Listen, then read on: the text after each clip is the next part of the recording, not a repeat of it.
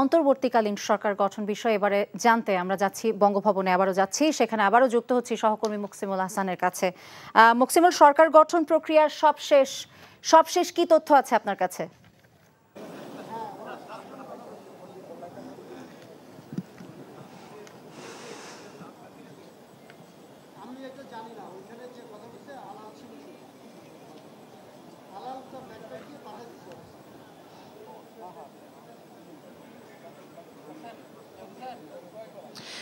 সরকার গঠন প্রক্রিয়া মূলত আজকে সরকার গঠন প্রক্রিয়ার প্রাথমিক স্টেজ বলা যায়, কেননা যারা এখানে ভিতরে প্রবেশ করছেন মূলত তাদের কাছ থেকে আমরা যে জিনিসটুকু জানতে পেরেছি সেটি হচ্ছে যে রাষ্ট্রপতি তাদের সাথে সাক্ষাৎ করেছেন এবং রাষ্ট্রপতি তাদের সাথে সাক্ষাৎ করে তাদের মতামত জানতে চেয়েছেন।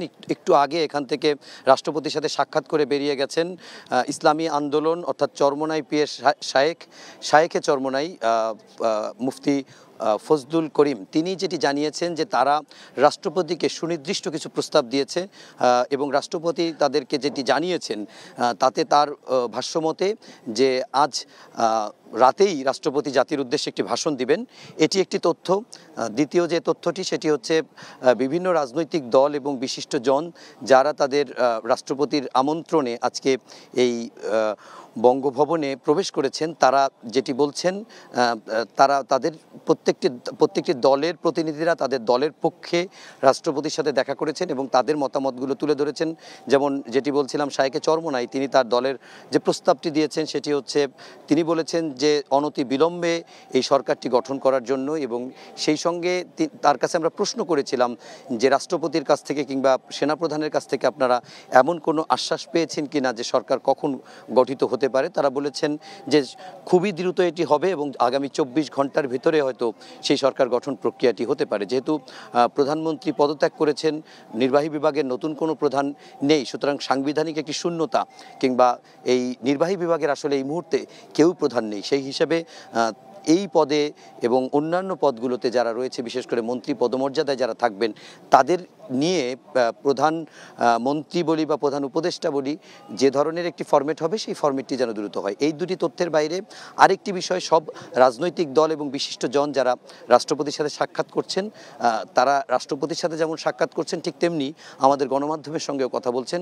সবারই প্রায় একটি বক্তব্য যে দেশের এই বিদ্যমান সংকটে, ক্লান্তিকালে এবং এই উদ্ভূত পরিস্থিতিতে নতুন করে যেন সহিংসতা না হয়। বিশেষ করে যারা এতদিন সরকার পতনের দাবিতে আন্দোলন করছিল, তাদের বক্তব্য নতুন করে কোনো সহিংসতা, সংঘাত, সংঘর্ষ, জ্বালাও পোড়াও, ভাঙচুর, হত্যা কোনোটাই তারা দেখতে চান না এবং তারা তাদের নিজ নিজ দলের নেতাকর্মীদেরকে প্রতি আহ্বান জানিয়েছেন সন্ত্রাস, সহিংসতা, হত্যার পথ থেকে সরে আসতে, এবং একই সঙ্গে তারা দেশবাসীর কাছেও আহ্বান জানিয়েছেন যেন দেশবাসীও যে কোনো ধরনের এই উদ্ভূত পরিস্থিতিতে যে কোনো জায়গা থেকে অনেকেই ঢুকে পড়তে পারে, অনেকেই সহিংসতা করতে পারে, অনেকে লুটপাটও করতে পারে, সেগুলো যেন না করে, সেগুলোর জন্য তারা তাদের মতামত দিয়েছে। আর মতামতের এই প্রক্রিয়াটি আসলে এখনই শেষ হচ্ছে বলা যাচ্ছে না, কেননা আরও কিছুক্ষণ ধরে এই সাক্ষাৎটি রাষ্ট্রপতির সাথে চলবে। কেননা যাদের হাত ধরে আজকের এই সরকার পরিবর্তন বা টানা 15.5 বছর যে সরকারটি ছিল আওয়ামী লীগের নেতৃত্বে, সেই সরকারের পতনের যাদের হাত ধরে সেই বৈষম্য বিরোধী ছাত্র আন্দোলনের মূল সমন্বয়কারীরা একটু আগে ব্রিফিং করছিলেন, তারা সেই ব্রিফিং শেষ করে এখন আমরা যতটুকু জানি যে ব্রিফিং শেষ হওয়ার পর তারা এই বঙ্গভবনে আসবেন এবং বঙ্গভবনে এসে তারা তাদের মতামতটি দিবেন। এবং আমরা যতটুকু জানতে পেরেছি, এখানে বিএনপি মহাসচিব মির্জা ফখরুল ইসলাম আলমগীর, দলটির জাতীয় স্থায়ী কমিটির সদস্য মির্জা আব্বাস, তারা প্রবেশ করেছেন। জামাত ইসলামেরও 2 জন আমিরে জামাত এবং দলের ভারপ্রাপ্ত সেক্রেটারি জেনারেল তারা প্রবেশ করেছেন। ইসলামী আন্দোলনের 2 জন প্রবেশ করেছেন, খেলাফত আন্দোলনের 1 জন প্রবেশ করেছে, এর বাইরে ইসলামী আন্দোলনের 2 জন প্রবেশ করেছেন, জাতীয় পার্টির 3 জন প্রবেশ করেছেন। জাতীয় পার্টির চেয়ারম্যান GM কাদের, দলটির মহাসচিব মুজিবুল হক চুন্নু এবং আনিসুল ইসলাম মাহমুদ, এনারা 3 জন, আনিসুল ইসলাম, এই 3 জন প্রবেশ করেছেন। এর বাইরে নাগরিক ঐক্যের আহ্বায়ক মাহমুদুর রহমান মান্না তিনি ভেতরে আছেন, তারপরে ঢাকা বিশ্ববিদ্যালয়ের আইন বিভাগের অধ্যাপক আসিফ নজরুল তিনিও ভিতরে রয়েছেন, এর বাইরে জুনায়েদ সাকি গণসংহতি আন্দোলনের সমন্বয়ক তিনিও ভিতরে আছেন। তো এনাদের সঙ্গে রাষ্ট্রপতি কথা বলবেন। কথা বলে আমরা যতটুকু এখন পর্যন্ত জানতে পেরেছি, রাতেই জাতির উদ্দেশ্যে রাষ্ট্রপতির একটি ভাষণ প্রচারিত হবে বা দেওয়া হবে। রাষ্ট্রপতির ওই ভাষণের মধ্য দিয়ে অনেকটাই নিশ্চিত হওয়া যাবে যে আসলে কোন পথে আগাচ্ছে বা কিভাবে কত অল্প সময়ের ভিতরে সরকার গঠন হবে, এবং রাষ্ট্রপতি তার সেই ভাষণে হয়তো এই বিদ্যমান যে অস্থিতিশীল পরিবেশটা সেটি কেটে কিভাবে শান্তির পথে বাংলাদেশ যেতে পারে সেই আহ্বানও হয়তো তিনি জানাবেন। আর বিভিন্ন রাজনৈতিক দলগুলো তারা তাদের মতো করে তাদের মতামতগুলো দিচ্ছে।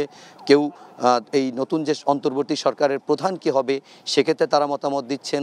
তাদের দলগুলো থেকে যে রাজনৈতিক দলগুলো এবং সংগঠনগুলো এখানে প্রবেশ করছেন তারা তাদের দলীয় যে প্রস্তাবগুলো রয়েছে সেই প্রস্তাবগুলো দেবেন।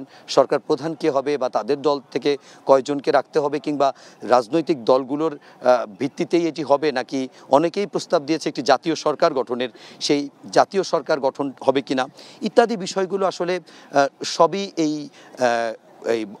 বঙ্গভবনে রাষ্ট্রপতির সঙ্গে তাদের সাক্ষাৎ করে যখন প্রধান যে রাজনৈতিক দলগুলো রয়েছে বিএনপি সহ তারা যখন বেরিয়ে আসবে, বিশেষ করে মির্জা ফখরুল ইসলাম আলমগীর তিনি যখন বেরিয়ে আসবেন, তার কাছ থেকে হয়তো আমরা আরও স্পষ্ট বক্তব্য জানতে পারবো যে তারা